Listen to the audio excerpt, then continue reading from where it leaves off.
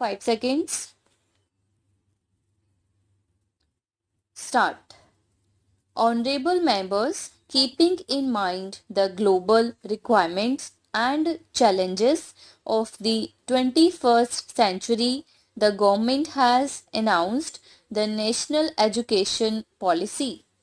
For the first time, students have been given the freedom to opt for the subjects of their choice under the National Education Policy. Students have also been provided the option of changing their subjects or streams in middle of a course. Under the Pradhan Mantri E-Vidya, my government has developed the Diksha online portal as one nation, one digital platform for school education. Ever sensitive towards safeguarding the interest of the students, my government has also successfully conducted the G and NET examinations in order to prevent the loss of an academic year. My government believes that the journey of the most deprived sections towards social and economic development begins with access to quality education. More than 3 crore 20 lakh such students are benefiting from various scholarship schemes for the government. These include students belonging to the scheduled caste, backward classes, forest dwellers, and tribal community and minority communities. It is the endeavor of the government to ensure that maximum number of eligible and needy students are able to avail the benefit of the scholarships. Along with this, the central government's share in the funding of post-matric scholarship scheme for scheduled caste students is also being enhanced. Similarly, the network of Eklavya model residential school is being expanded to cover every tribal dominated block to facilitate the education of tribal students.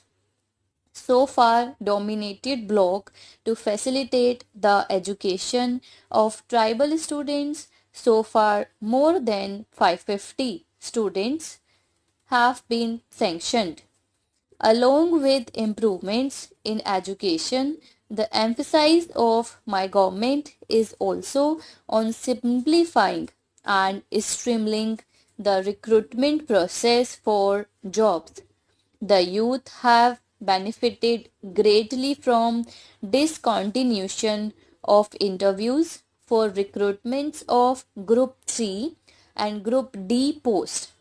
By setting up the National Recruitment Agency, the government has freed the youth from the inconvenience of appearing for multiple examinations. Following the mantra of Sabka Saath, Sabka Vikas, Sabka Vishwas, my government is prioritizing the development of all sectors and all sections of the society to alleviate the hardship faced by Divyangjans. Thousands of buildings, public transport, buses and railways have been made accessible. About 700 websites have also been made accessible for Divyangjans.